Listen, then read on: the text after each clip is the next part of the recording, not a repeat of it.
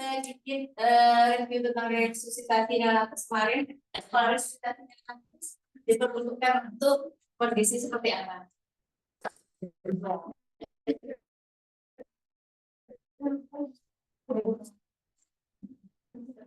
Oksigen, ya, bisa dari bayi yang lahir nafas secara spontan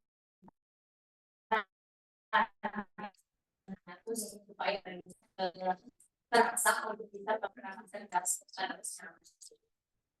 Nah, yang kali kita sama-sama resusitasi yang kali ini kita pakai resusitasi cairan, yang tidak resusitasi atau tindakan yang berfungsi untuk menyelamatkan kondisi pasien di mana pasiennya itu mengalami cairan dan dalam waktu yang cepat kita perlu memberikan tindakan resusitasi tapi resusitasi pemberian dana. Ini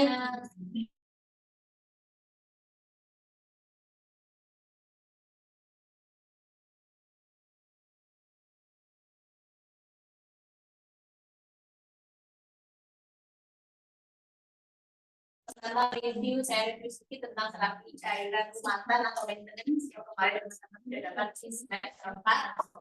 Kemudian akan kita bahas resusitasi cairan pada pasien dengan shock hipovolemis. Salah satu contoh kasus yang saya ambil adalah PSS. Ada yang masih ingat atau pernah mendengar PSS?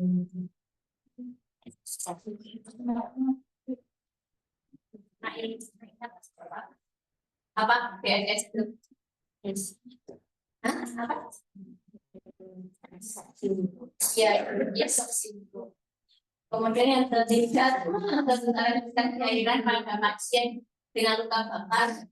Sama-sama luka bakar ini pun juga mengalami shock hipovolemik, tapi penghitungan atau semuanya berbeda pada pasien, berbeda dengan pasien DSS, sehingga saya bisa seperti ini.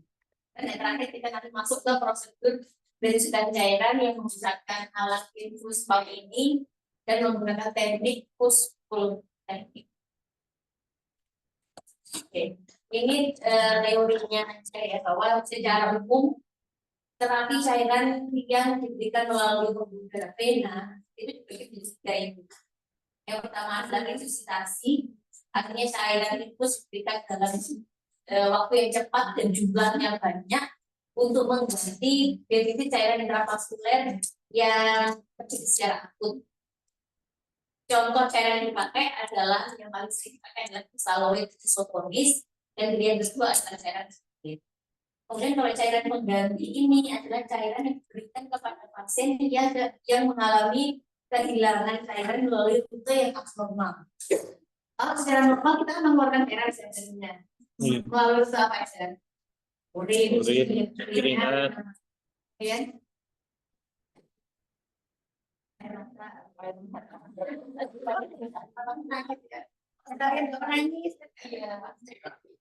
Apalagi bernafas itu mengeluarkan air juga kan? Iya. Karena ada juga kemudian penguapan di seluruh tubuh juga mengeluarkan air juga. Nah, kondisi itu adalah kondisi yang keluar cairannya dalam rute normal. Ada kalanya pasien kalau dalam kondisi sakit itu mengeluarkan cairan dari rute yang abnormal. Misalkan muntah, diare. Kalau di kondisi seperti itu, maka perlu diberikan cairan intravena tambahan yang disebut sebagai cairan pengganti. Jadi kalau ada keluaran cairan dari rute abnormal, itu cairan intravena kita sebut. Kemudian kalau cairan rumatan, teman-teman basisnya sempat, ini adalah cairan yang diberikan untuk mengimbangi cairan yang keluar melalui rute normal tadi. Jadi urin, keringat, penguapan, pernafasan itu agar seimbang antara input antara output sama input, maka perlu adanya cairan. Nah, secara normal biasanya kan kita punya refleks haus ya, yang akhirnya membuat kita melepas cairannya kurang atau minum. Tapi ada kalanya karena kondisi satu dan lain hal, misalnya sakit dan sebagainya, dia intake per oralnya berkurang, sehingga perlu kita tambahkan cairan melalui intravena untuk mengimbangi jumlah cairan yang kita melakukan normal. Yang itu disebut sebagai cairan makanan. Review sedikit tentang cairan makanan, masih ingat rumusnya? Nah, cairan makan kemudian adalah kebutuhan cairan, berarti kehilangan cairan tembus kan? Ya, yang pertama dikalikan 50, terus 20, sisanya 20. Oh, pasiennya beratnya 40 misalnya, dia obes, anaknya obes, beratnya sampai 40 kg. Berapa jumlah cairan maintenance atau rumah tangga yang diperlukan dalam sekali?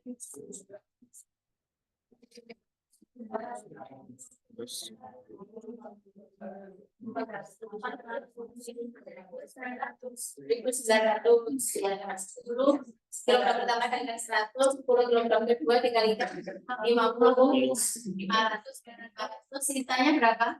400. Sisa berikutnya 20 dikalikan 400, itu sudah 1000. Kemudian perlu diingat kalau misalkan pasiennya demam, setiap kenaikan 1 derajat maka perlu ditambahkan 10 sampai 12% dari total penghitungan tadi. Jadi misalkan tadi pasiennya beratnya 40, ketemunya 1900, demam 39 derajat Celcius, berarti berapa? Dan juga cairan tadi ditambah 39. 2 derajat dikalikan 10%. 10%-nya dari 1900, 190. 190 kali 2, 3 dan jumlahkan 2180.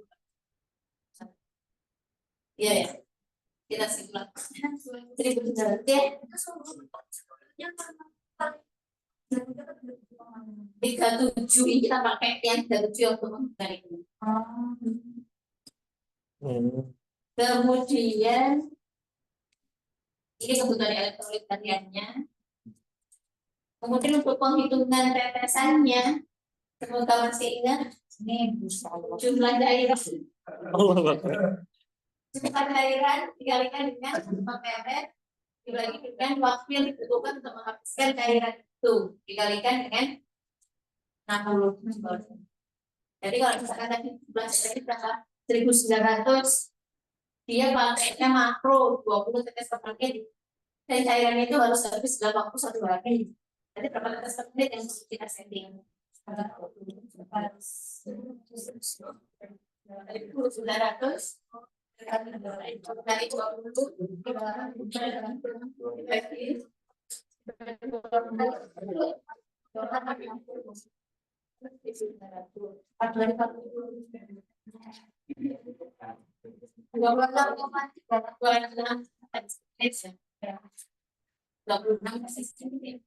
Kalau makro dan tinggal kalau mikro kita tinggal lihat habis kan. Kalau tetesnya kita lihat di kemasan. Ini ya kemasannya itu setnya. Kalau drop seperti ini artinya makro mikro.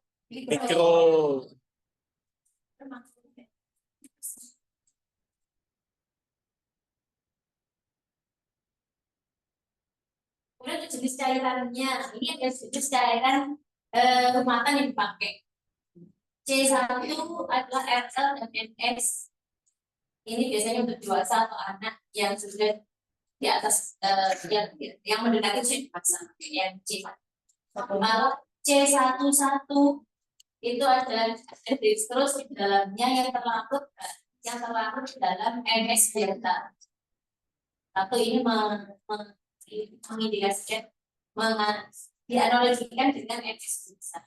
Dan C12 dextrose 5% yang terlarut dalam setengah dari NS. Kita mau masih dari setengahnya 0,4. Begitu juga C14 dextrose 5% seperempat dari 0,9 yaitu 0,25. C15 juga seperti itu, tapi pada C15 dextrose-nya 10%. Yang terlarut pada 1/5 dari NS.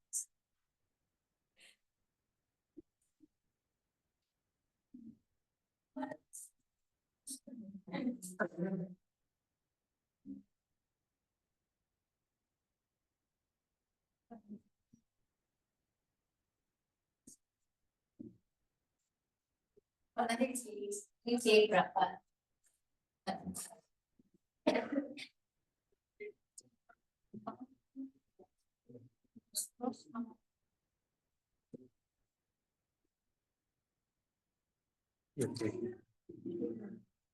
Terus, C1 dulu. oh iya, tinggal ngikutin itu ya. 1, 2. Iya. Coba dari depan berapa Mbak? Caranya? Saya C1 kontak, karena dia dextrose 5%. Video. Ini cairan yang dipegang gampangnya ini adalah C14. Kayaknya dia ada dextrose 5% yang terlarut dalam seperempat M. Yang ini Yang ini dextrose 5%, sodium klorid 0,45. C1 2. C1 2.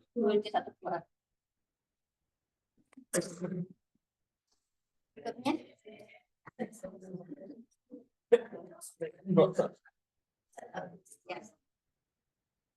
C1 0,9. 0,9 C11. Tinggal bisik masalah tadi.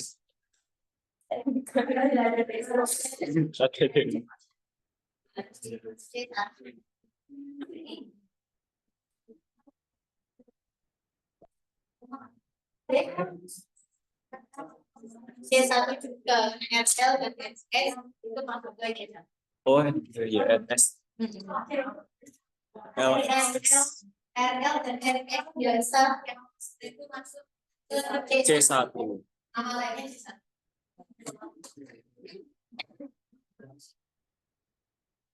Masuk ke registrasi cairan, jadi tujuannya memperbaiki atau kembalikan volume plasma dalam pembuluh darah. Registrasi neonatal untuk pasien yang mengalami shock hipovolemik. Jika kita perlu tahu apa saja dari yang mengalami shock hipovolemik. Yang pertama adalah peningkatan denyut jantung di atas batas normal. Batas normalnya ini kita sesuaikan dengan usia, karena rentang usia anak kita lebar, mulai dari usia 18 tahun. Kan rentang normalnya beda-beda. Iya. Saat kita melakukan satu ini bisa ada di atas normal atau enggak, kita perlu sesuaikan dengan usia. Yang pasti yang perlu kita pahami bahwa semakin kecil usia anak tersebut, semakin tentunya semakin tinggi. Semakin tinggi. Kemudian perubahan status sekitar darah dan perubahan status darah pasien tersebut. Jadi semakin rendah status darahnya, biasanya shock hipovolemik dialami semakin. Berikutnya adalah produksi urin atau yang kita sebut sebagai diuresis. Diuresis ini normalnya kalau untuk anak di bawah 30 kg itu adalah 1 mili per kilogram berat badan per jam. Jadi kita misalkan setelah kita melihat satu pasien yang di ruang intensif, kemudian setelah 1 hari malam kita lihat urinnya dalam urin bag misalkan 500 atau 700, itu kita nggak bisa menentukan apakah urinnya itu kurang atau enggak sebelum kita hitung diuresisnya. Karena bisa saja 700 itu untuk anak usia atau anak berat badan yang 20 ini sudah sudah kurang, tapi untuk berat badannya yang kecil itu masih dalam rentang normal. Sehingga kita perlu hitung diuresis.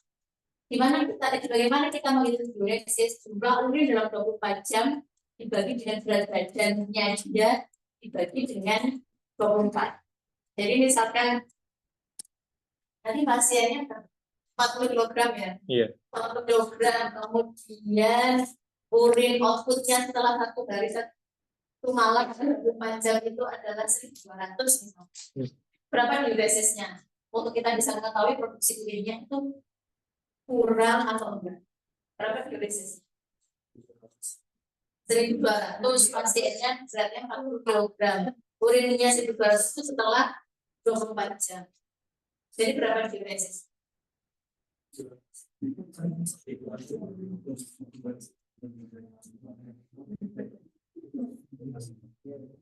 Sebagai berapa?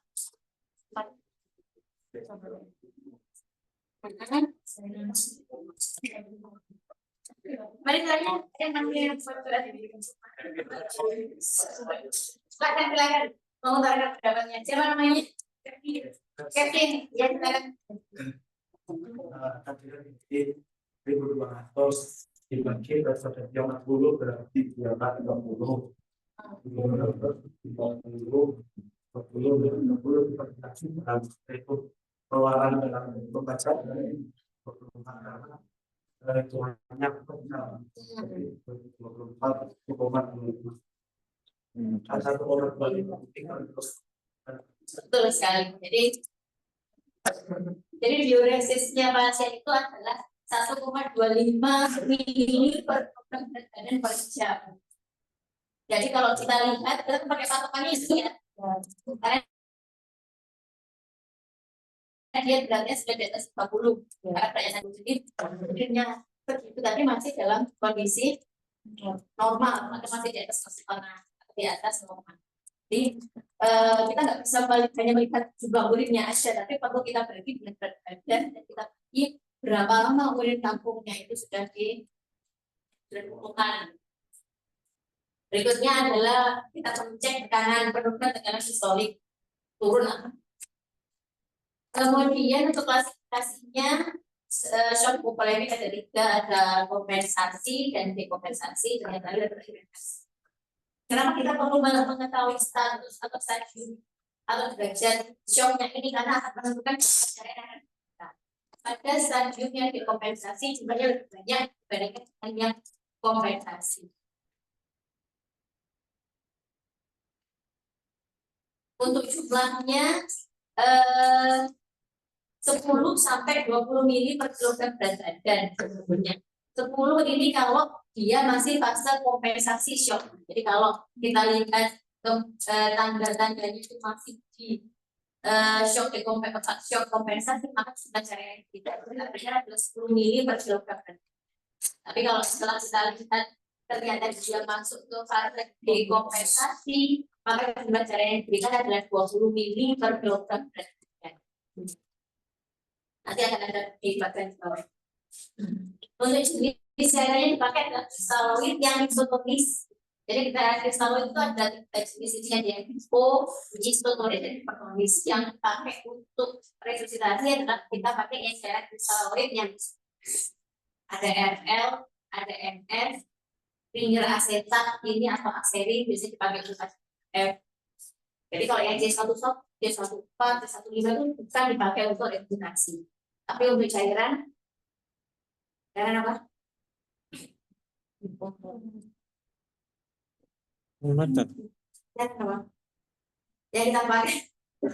Yang kita pakai itu cairan resusitasi kalau NS, RL, ringer asetat. Sedangkan yang C11, C1A, C12, C15 itu untuk cairan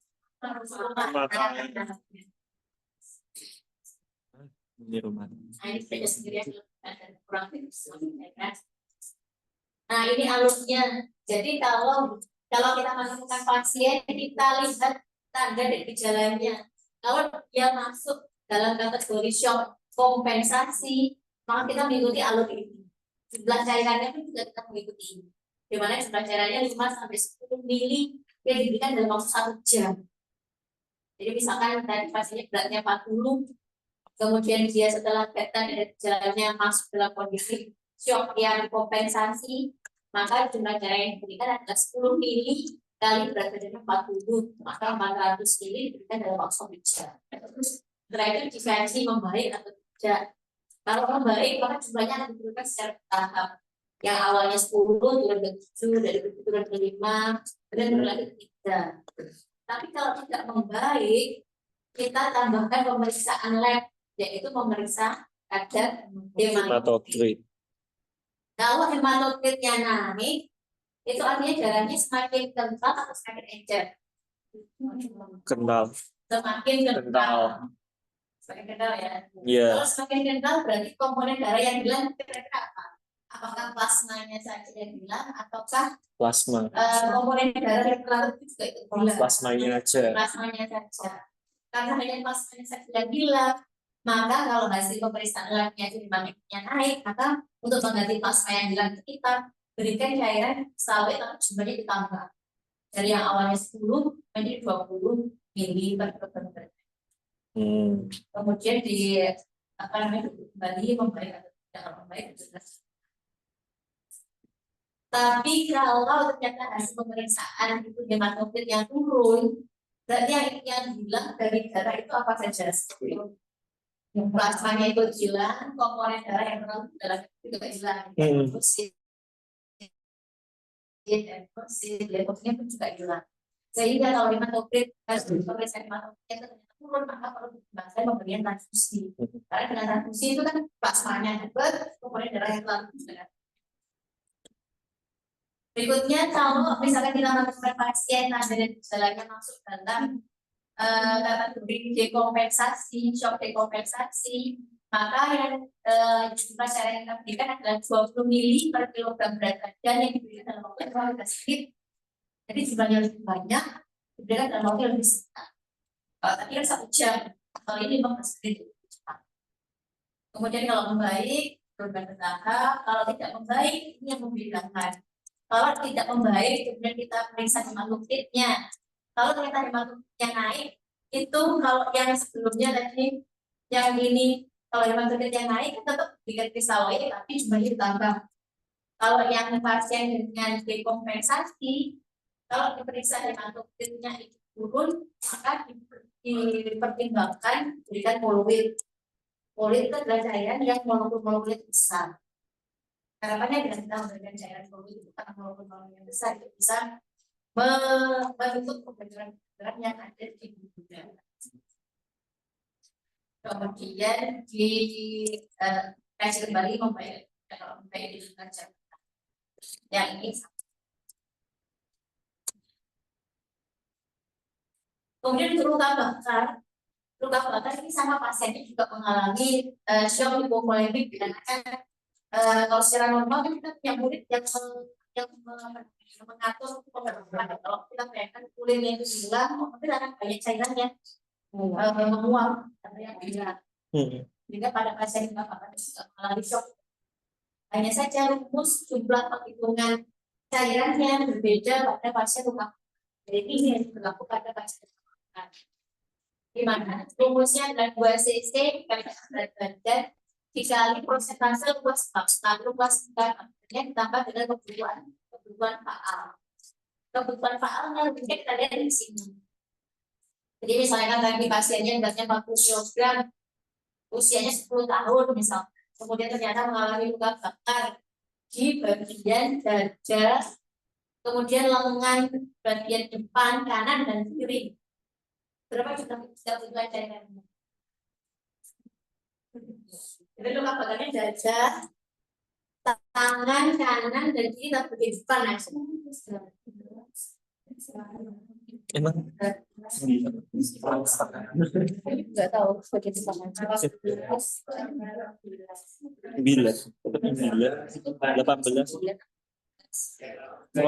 18. Oh iya. Emang Berapa persentase luas luka bakarnya?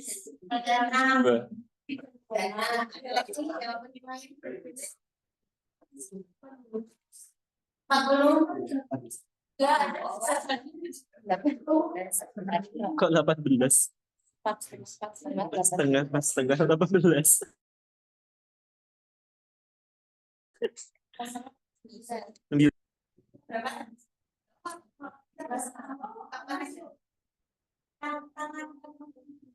Tangan kanan kiri tapi di depan aja.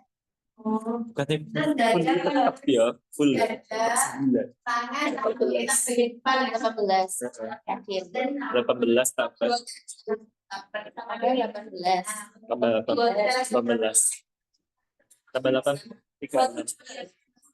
36.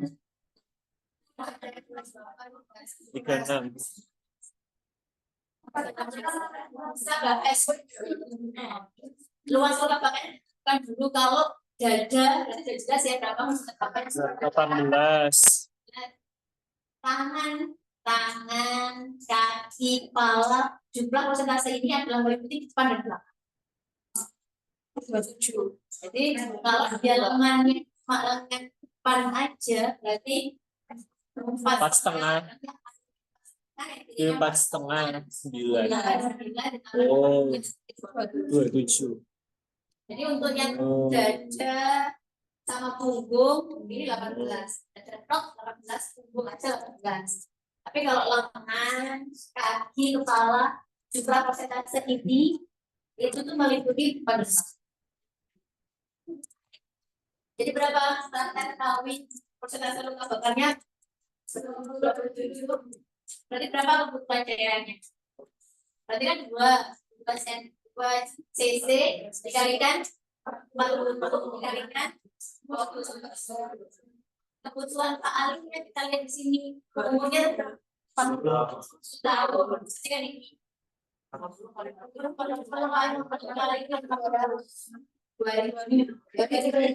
Jadi kebutuhan Pak Alifnya aja 2000 dikalikan dengan 2 kali 40 dikali 4.100. Betul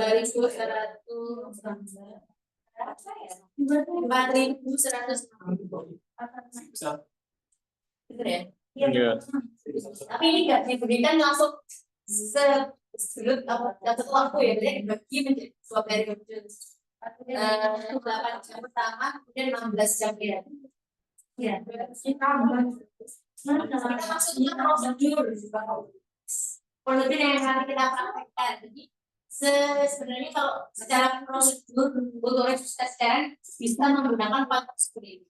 Yang pertama dengan gravitasi. Karena kalau gravitasi seperti infus biasa tidak menggunakan alat apapun, jadi dialirkan dengan gaya gravitasi. Yang kedua dengan pressure band kayak ini. Kita nggak punya. Jadi pressure band kayak ini, jadi semacam kayak monsternya untuk kita mengukur tekanan darah erupsi. Jadi flashnya ini dimasukkan ke dalam masker, kemudian kita pompa untuk menekan si flashnya itu sehingga akan lebih cepat cairan menggunakan pasien. Yang ketiga pakai infus pump yang kita praktekkan. Yang terakhir adalah dengan push pull teknik nanti menggunakan 3W dan juga quick kita praktekkan. Yang saya nomor 3. Oke, yang pertama tentang infus pump.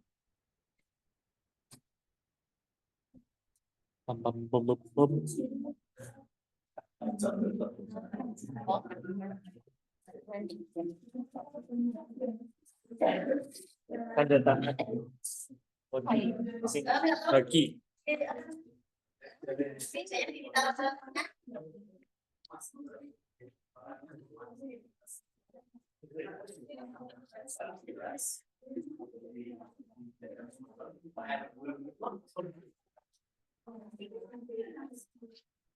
Kita bawa orang dari sayap kanan ke sayap kiri.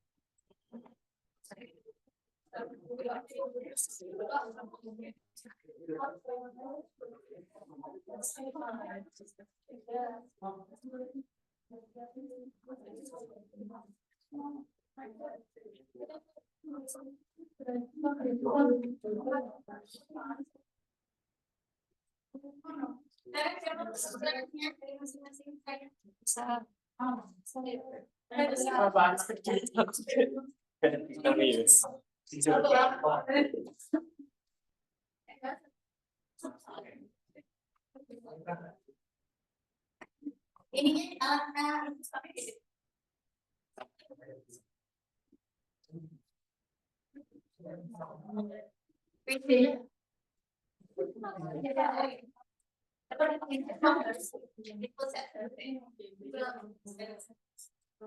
bagian tadi bolos.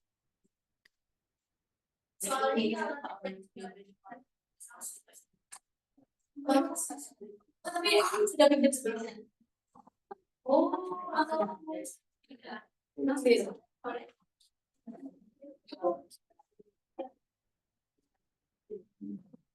jadi saya kelas Saya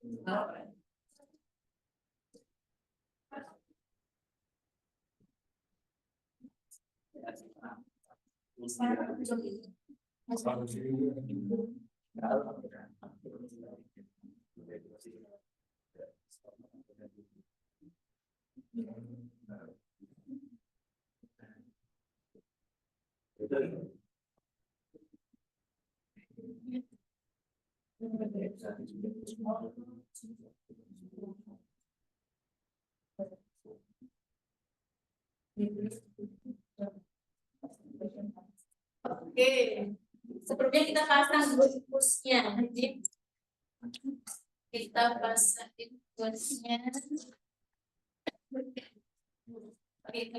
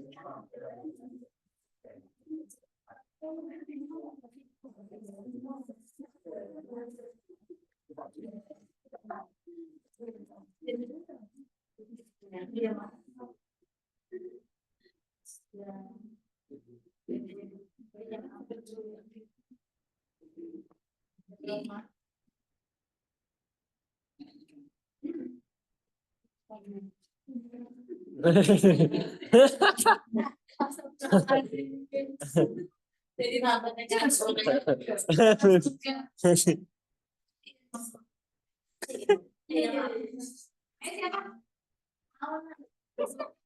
Eko.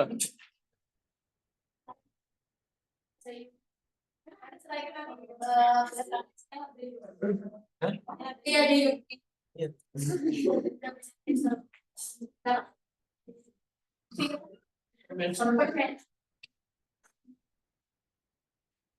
Jadi kalau kita mau pasang infus, apa yang dilakukan duluan?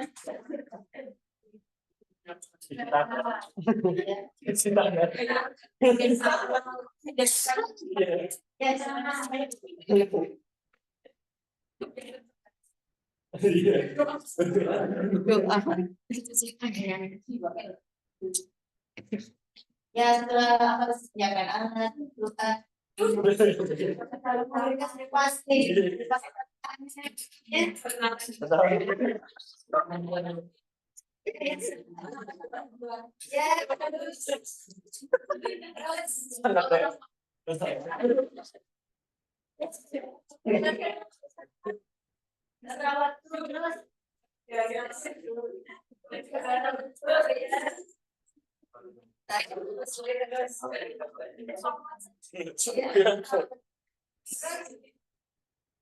setelah itu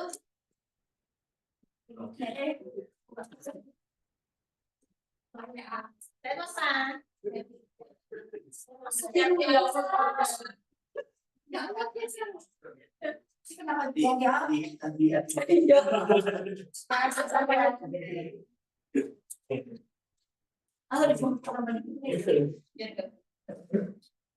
jadi sebelum teman-teman masak jus siapkan dulu cairannya. Jadi cairan itu sudah terpasang, sudah siap untuk kita masak jusnya. Saat pasang menyiapkan cairan, pakai M atau X?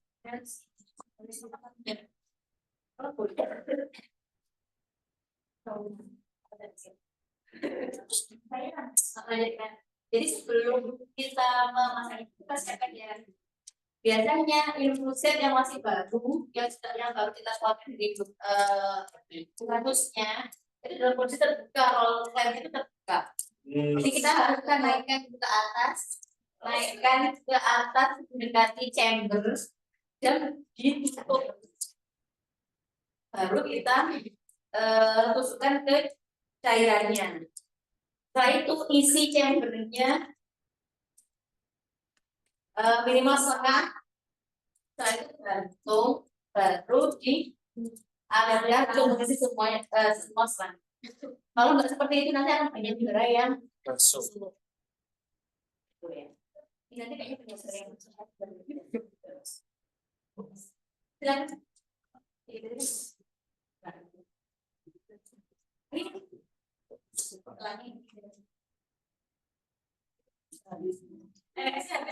Iya. Ini RL. Ini sebelah RL. Pokoknya jadi satu yang dipakai. Boleh RL. Pinjam apa mas?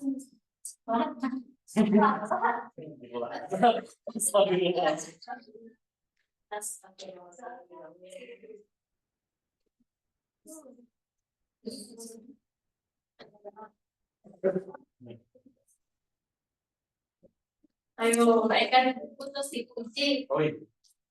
Ulang-ulang.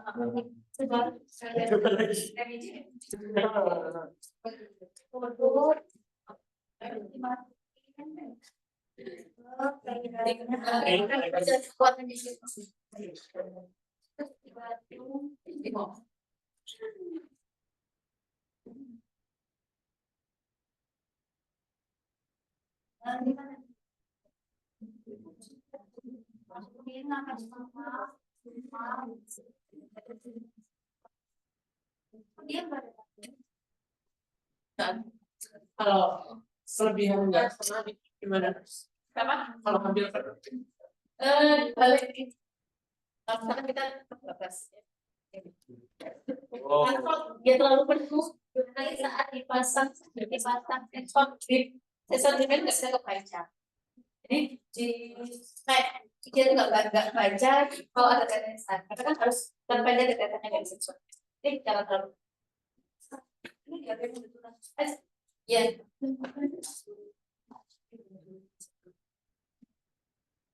Kalau bisa ada.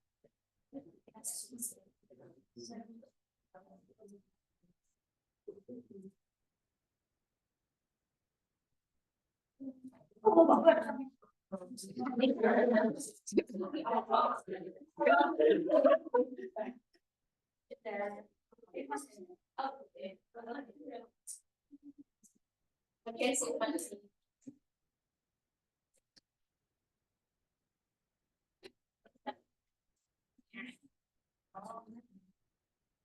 Banyak sudah ditutup ya. Ditutup adanya. Nanti masukkan ke samping.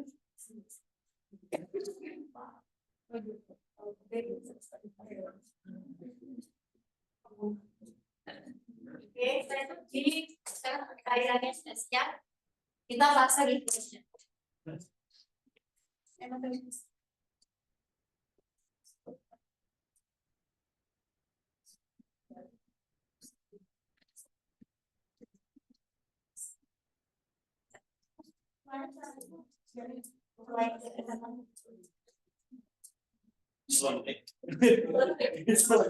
Dan prinsipnya dari kondisi ruang yang paling atas.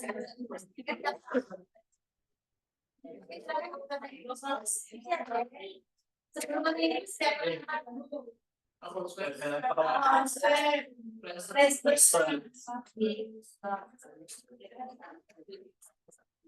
Dalam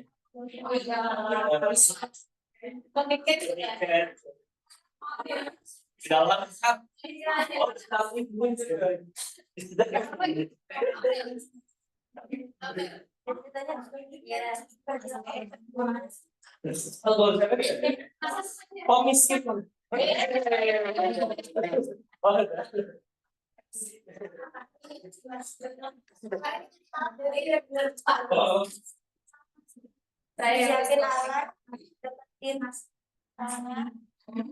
testernya disiapkan dulu. Iya.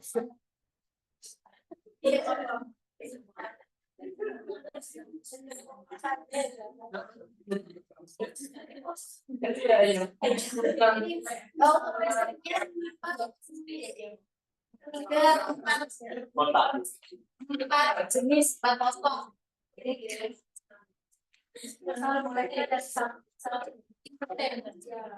Jadi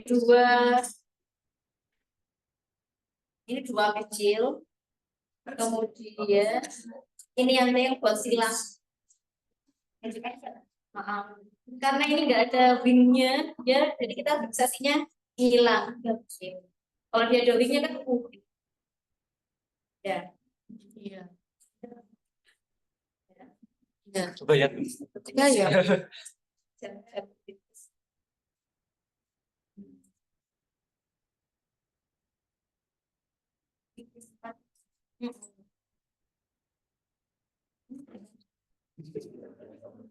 Ini berarti filternya cukup deh.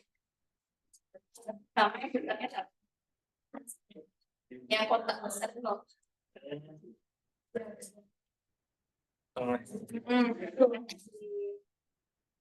Nah,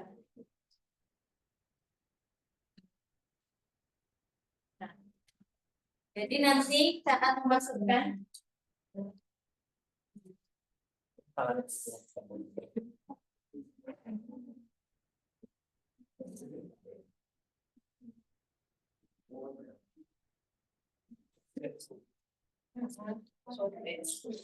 nanti megang, pastikan lubangnya menghadap ke atas ya, lubangnya menghadap ke atas, megangnya gini.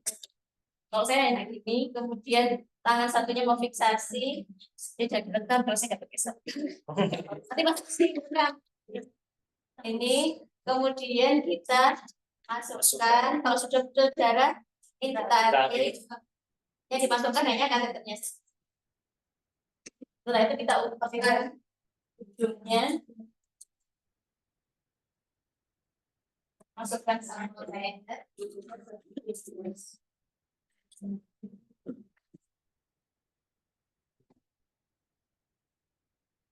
Nah, setelah itu bisa fiksasi yang di atasnya.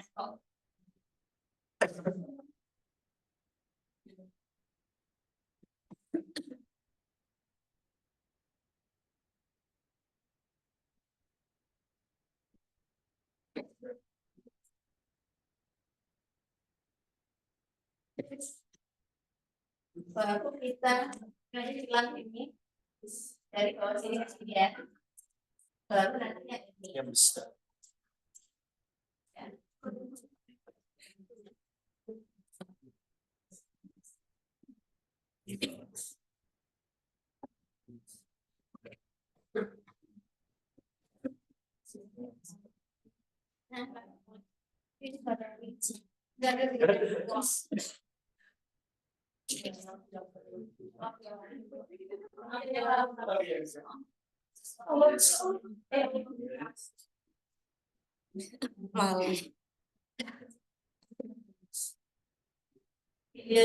Untuk komputer ini disiapkan kepastian. Oh.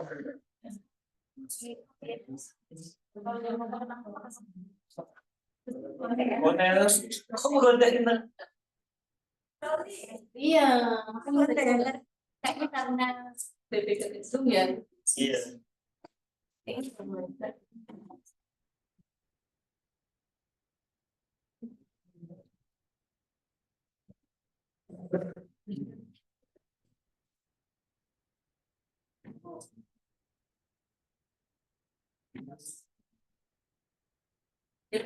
Oh iya.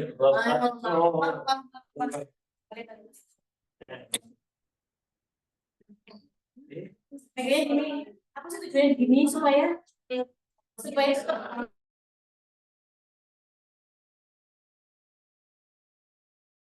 ujung jarumnya itu berada di ujung.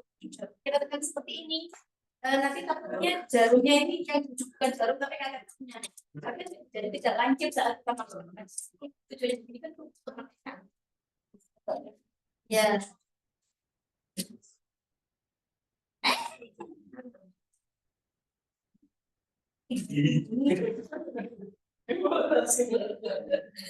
Ini loh. Ini. Ini kan. Iya.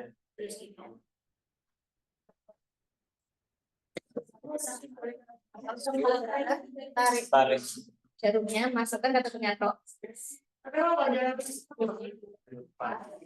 Sambungan dengan cairan baru Pas. karena kalau ada migrasi sudah agak lama.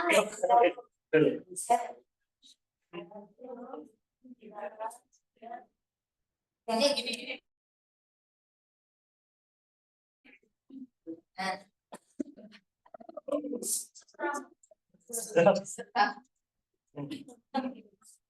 Ininya ditekatkan sama jari.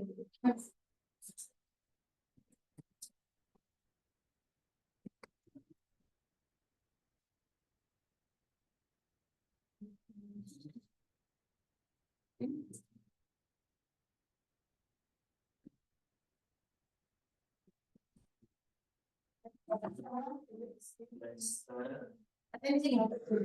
Oh, ini apa?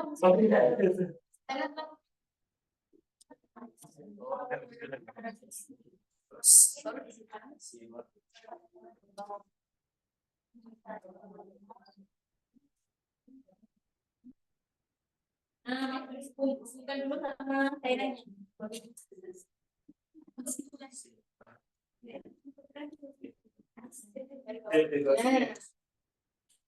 Ini boleh ada. Iya.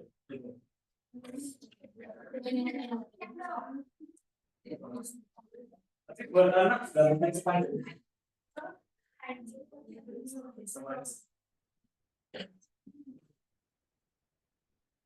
Kalau dia mau siap silang.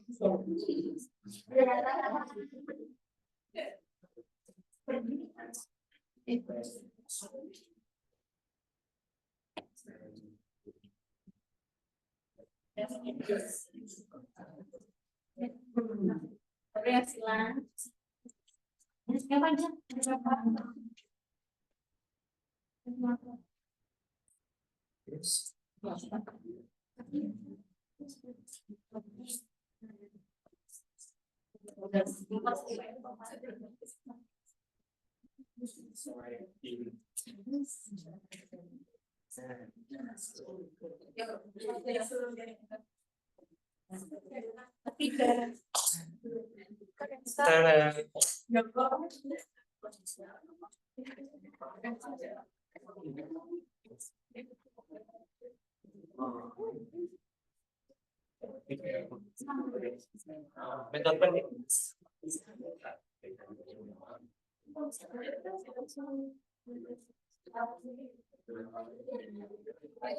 Semangat ya.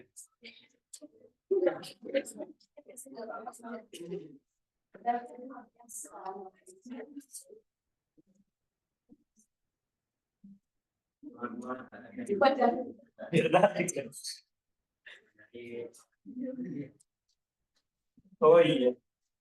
Kalau enggak pakai papan ini.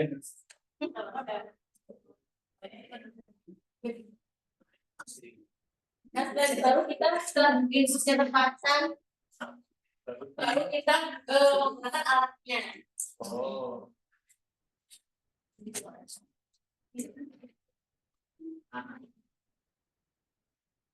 Salah satunya kita lakukan.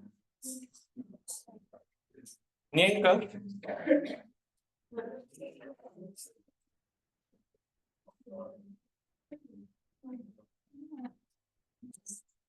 Nyangkut Pak. iya ini. Oh. Apa untuk pasnya tetap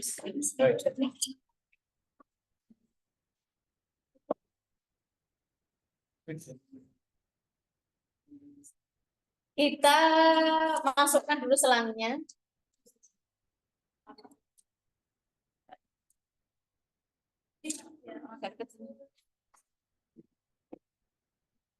Kita masukkan selangnya ke dalam alatnya ini. Kemudian agak ditekan.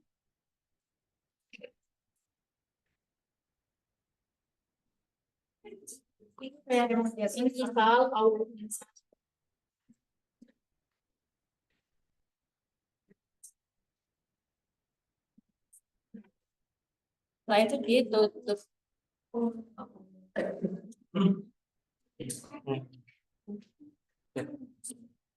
Setelah itu dinyalakan ini tombol powernya. Kemudian kita lihat tanda panahnya. Tanda panah ini mengarah ke mode yang sedang kita setting. Jadi kalau sekarang ini panahnya mengarah ke rate mili per hour, berarti yang kita setting adalah rate mili per hour. Kemudian kalau kita nggak bisa. Kemudian kalau kita mau pindah, yang perlu kita setting dengan dalam infus ini adalah volume sama waktu yang dipakai atau waktu yang diperlukan untuk menghabiskan cairan itu. Jadi misalkan 2000 berapa tadi Mas? 100 saja ya. Misalkan kita mau nyeting, kita setting dulu volumenya dengan menggeser panah ini dengan memencet tanda atau tombol oranye ini. Jadi geser sampai ke PTBI. PTBI ini adalah volume cairan yang perlu dihabiskan, yang mau dihabiskan oleh pasien itu. Misalkan kita setting 2100 dari hasil perhitungan tadi ya, misalkan pasiennya shock kompensasi jika butuh cairannya 10 mili per kilogram. Ya, kita ambil kasus lagi aja ya. Pasiennya 10 tahun 15 kilo 20 kilo lah. 10 tahun 20 kilo. Dia shock kompensasi. Berarti kan 10 cc per kilogram berat badan kan.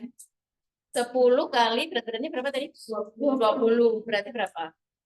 200 cc yang dihabiskan dalam waktu 1 jam. Kalau yang diagram kompensasi tadi loh. Berarti 200 kita clear 200 volumenya PTB-nya 200. Untuk mengiyakan perintah ini kita akhiri dengan OK. Jadi volumenya OK 200. Kemudian kita geser ke waktu. Waktunya dihabiskan dalam waktu berapa? 1 jam. Di OK kan? Berarti nanti otomatis si alat ini akan menghitung rate-nya itu berapa. Rate-nya dalam mili per jam adalah ya 200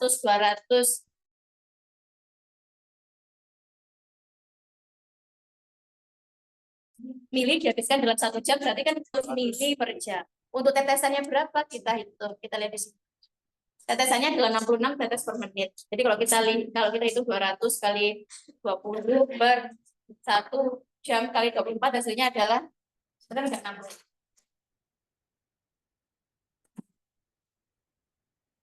Berapa tadi 200 kali 20 dibagi 24. Ini salah. Berapa tadi cairannya? 200 ya? 200 dihabiskan dalam waktu 1 jam. Berarti kan 200 kali 20 dibagi 24. 16, 166. 6. Tadi kayaknya itu tadi. Ini satu lagi, Mas. Ini jangan lupa sensor dropnya dulu. Oh, oke.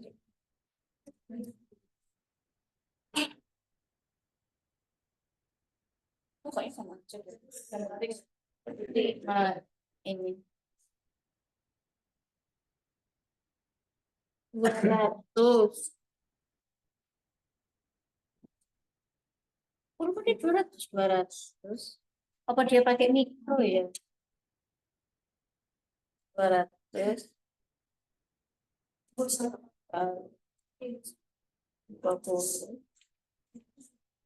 ya 166.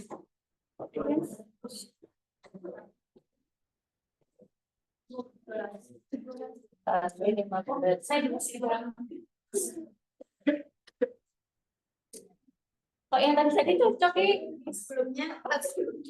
Tapi emang kalau sebenarnya 100 bukan satunya itu. 100. Berarti 100. Kira-kira Iya, 1 jam. Oh, Coba kalau kita ganti settingnya. Misalnya dengan 1 jam berapa ya? Misalkan yang cairan maintenance tadi berapa? 2000. Berarti tadi berapa? 20. Berarti kalau maintenance berapa? 1000 ditambah 500 tambah 500 aja ya kan 20. 1500 dia. ini waktu, Mas. Kita geser ke PTPI 1500. Diokekan, geser ke waktu.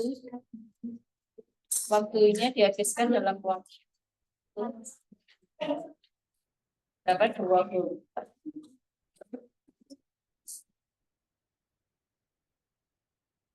Oh, ininya belum di-clear. Sebentar. Di-clear kan, pastikan di-clear kan.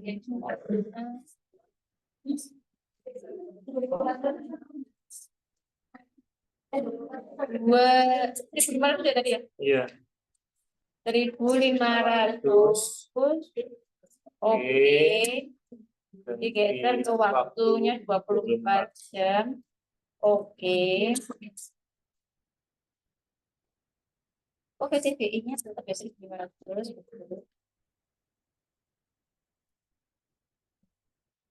Jadi kalau misalkan ini kita pakai kasus yang lain, kita tadi cairan yang mau dihabiskan 1.500. 500 ya tadi ya? Iya. PTPI-nya. 1.500 dihabiskan dalam waktu 24 jam. Berarti volumenya kita setting 1.500. Kemudian waktunya kita setting 24 jam. Maka otomatis untuk rate mili per jamnya itu akan dihitung oleh alatnya. Coba kita hitung 1.500 dihabiskan dalam 24 jam. Berarti kan per jamnya kecepatannya adalah 62,5 mili per jam. Untuk dropnya 1.500 kali 20 dibagi 24 dibagi 20 tetes per menit, dropnya 21 atau 20.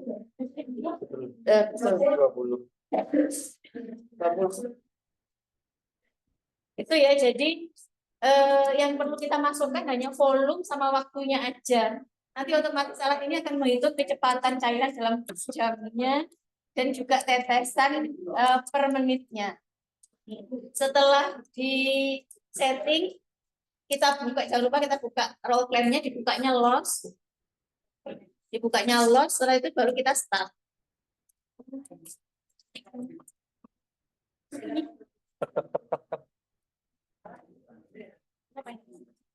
Stop dulu.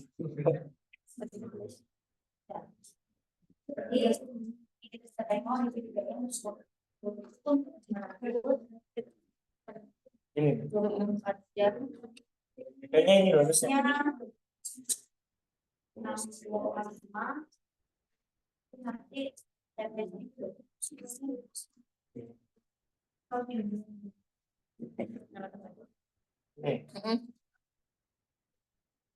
PTPI-nya coba deh 1.500. Oke.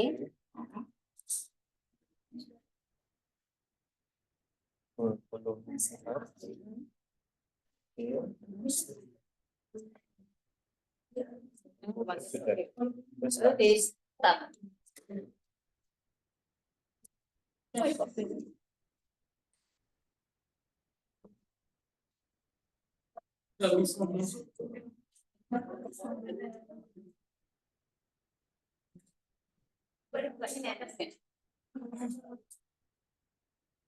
Kalau dia sudah nggak bunyi, kalau dia running, kalau dia nyala seperti ini hijau berarti sudah oke dan ada indikator tetesan berarti sudah masuk cairannya ke pasien dan sudah ada setengah cc yang masuk ke pasien. Tapi kalau misalkan ada masalah, misalkan ada occlusion atau sumbatan atau mungkin ada udara di selangnya, maka alatnya ini akan berbunyi. Coba kita contoh, kita coba tutup ini, maka nanti alatnya akan berbunyi yang mengindikasikan ada sumbatan atau occlusion.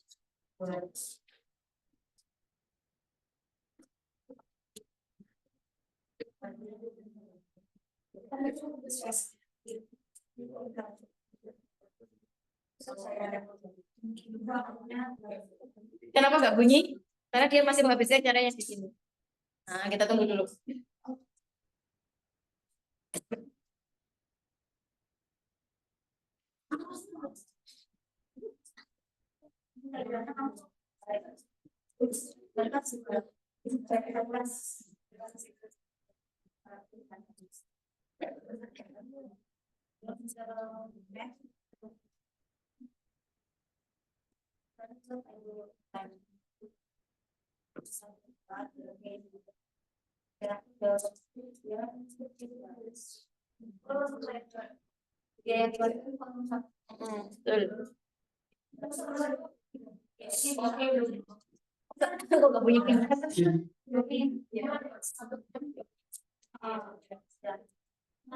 Itu masih netes ya? Masih.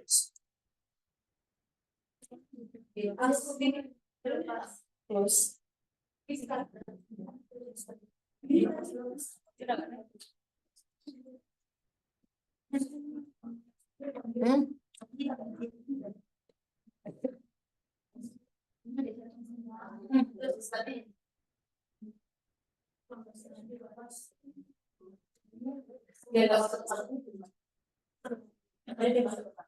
Kalau sudah running tapi kalau ada warna merah bunyi.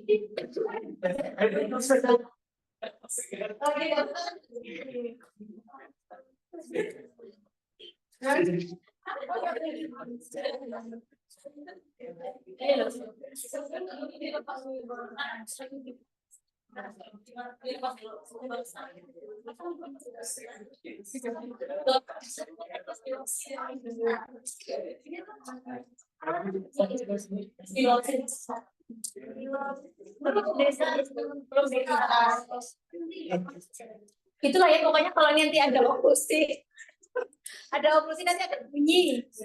Nggak tahu ini. Coba ini di sini alat yang satunya. Nah ini loh. Oh di ini.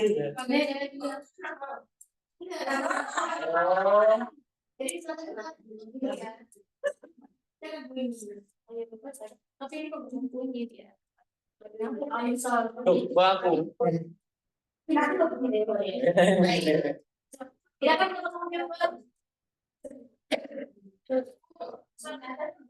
silakan. Ya sudah buat.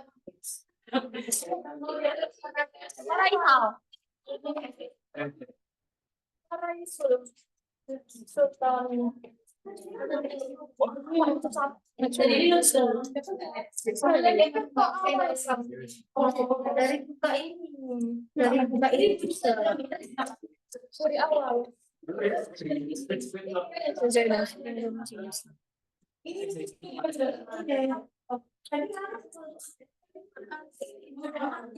Terus bulan dipasang akibat bisa enggak sih?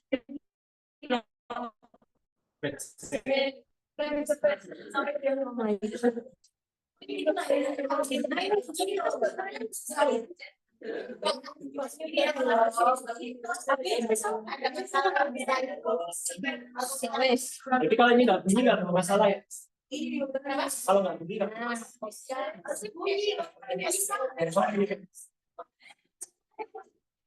Sensornya ini. Terus.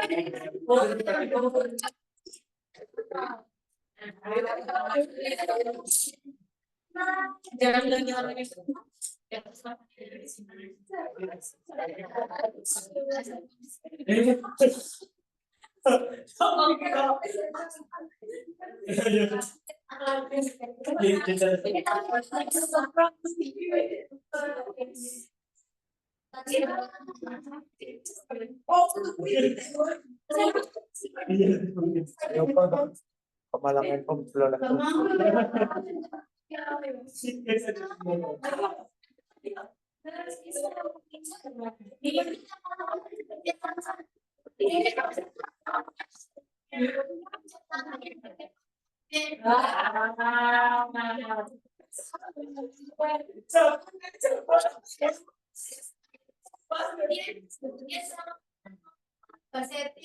Setting yang awal tidur dulu ya.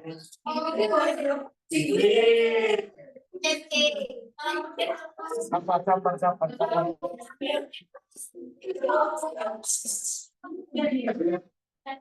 Dari cairannya di stop dulu, kemudian dilepas, setelah itu dari alat, baru diganti dengan persiapan. Selanjutnya.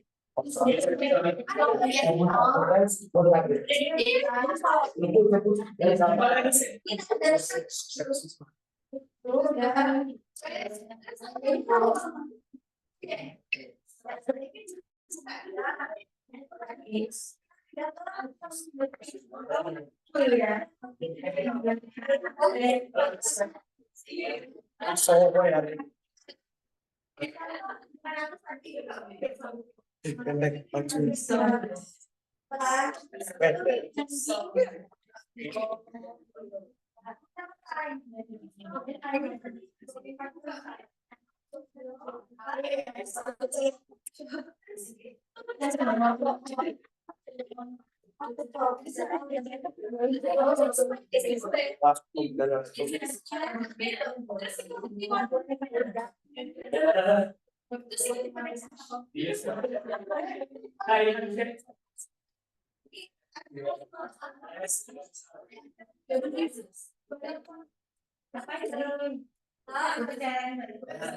Oke.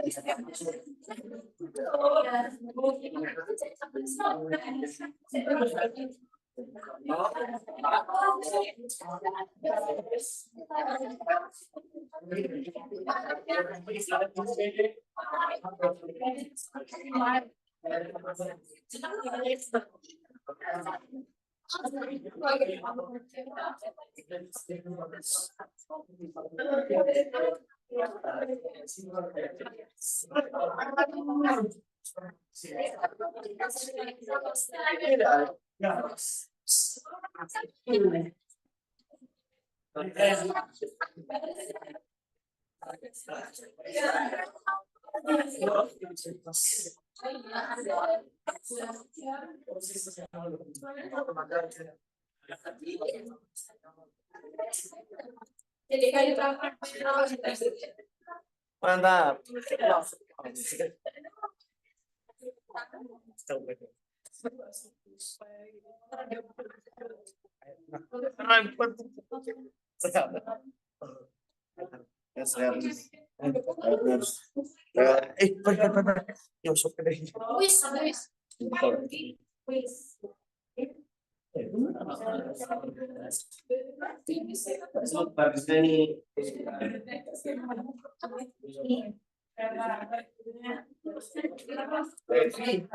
Oh.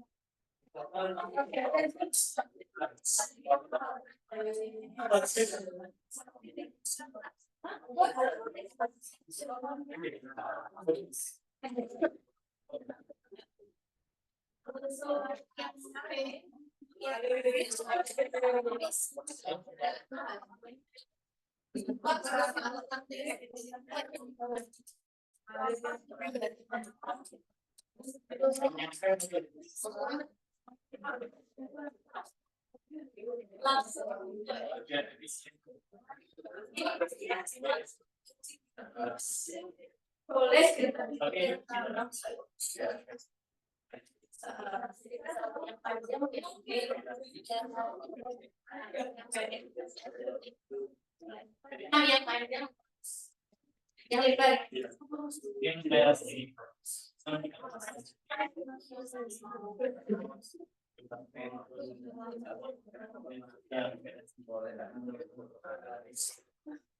Yes.